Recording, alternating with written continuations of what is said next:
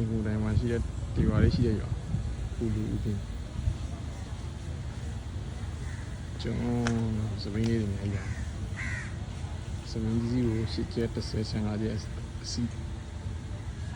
အများကြီးရှိပါတယ်အော်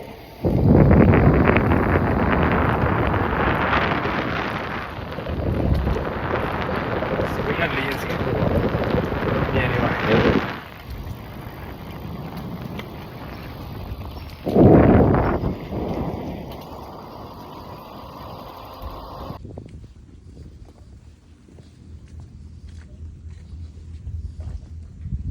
တရားလေးရမိုက်တယ်နော်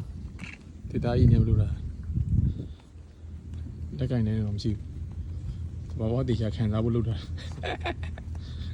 မိကြောင်းတော့တက်ခိုက်ဦးမယ်ကဲစင်ကအုံးဝင်နေအများကြီးပဲနော်အတီမတီရဲ့အုံးဝင်တီအုံးဒီမတီရဲ့ကဲ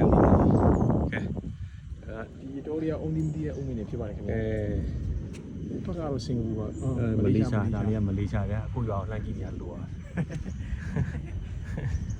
ကိုရွာရဲ့ကိုင်းကြီးလေးလှမ်းကြည့်နေရလို့ပါပဲ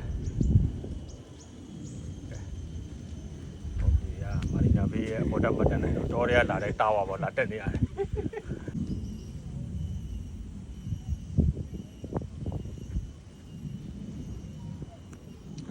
တဘဝယူအဝါရှူစား